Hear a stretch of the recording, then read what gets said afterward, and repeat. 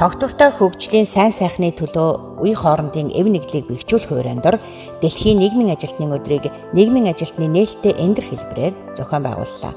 2025 оны 3 дугаар сарын 18-ны өдөр болсон энэхүү арга хэмжээг Монгол Улсын их сургууль, Монгол Улсын боловсролын их сургууль, шинжлэх ухааны технологийн их сургууль, анагаахын шинжлэх ухааны үндэсний их сургууль, нийгмийн ажлын багш сурагчдын холбоо, нэгдсэн үндэсний байгууллагын хүүхдийн сан хамтран зохион байгуулсан юм.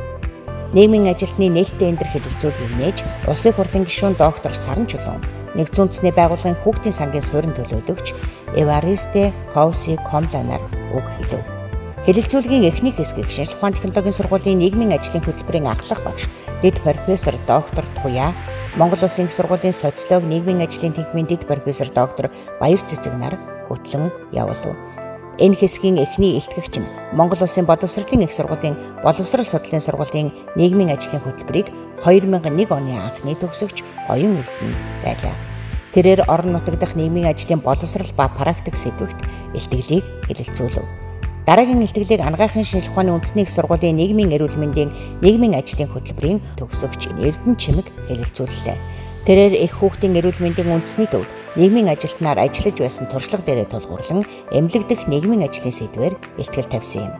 Нийгмийн ажилтны нээлттэй эндэр хэлэлцүүлгийн 2 дугаар хэсгийг Монгол Улсын боловсролын их сургуулийн нийгмийн ажил арга зүйн тэнхимийн эрхлэгч дэд профессор доктор Цэнцүрэн, анагаахын шинжлэх ухааны үндэсний их сургуулийн эрүүл мэндийн нийгмийн ажил нийгмийн ухааны тэнхимийн эрхлэгч доктор профессор Сугармаа нар хөтлөн явуулв.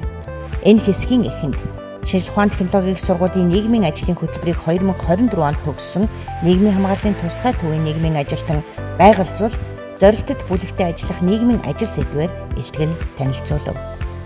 Дараа нь Монгол Улсын их сургуулийн нийгмийн ажлын хөтөлбөрийн 2 дугаар төвшний суралцагч инхмаа оюутан залуус ба нийгмийн ажил сэдвээр илтгэл хэлэлцүүллээ. Нийгмийн ажлын үйлчилгээ, үйл ажиллагааны бодлого боловсруулах, төсөл хөтөлбөр хэрэгжүүлэхээс эхлээд нийгмийн ажлын үйлчилгээг хүн амын янз бүрийн зорилтод бүлэгт хүргэдэг төрийн болон төрийн бус байгууллага, олон улсын байгууллагуудын төлөөлөгчид, нийгмийн ажлын хөтөлбөрийн багш, төгсөгч, суралцагчид гээд нийт 120 гаруй хүн энэхүү хэлэлцүүлэгт оролцож саналаа хэллээ.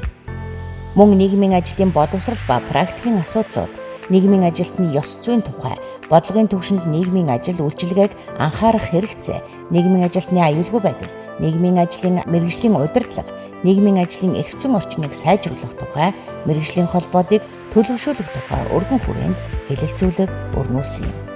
Нийгмийн ажлын багш сурагчдын холбооны тэргүүн өлзий тунгалаг, Монгол Улсын нийгмийн ажлын тогтолцоо, нийгмийн ажилтны эрх зүйн байдал, мэргэжлийн ёс зүй, хариуцлагын тогтолцоо, мэргэжлийн үйл ажиллагаа эрхлэх зөвшөөрөл олох зэрэг асуудлууд нь олон салбарын нийгмийн ажилтнуудад адил тулгарч байгаа нь энэхүү хэлэлцүүлгийн үед хөндөгдлөө гэдгийг онцлон дурдсан юм.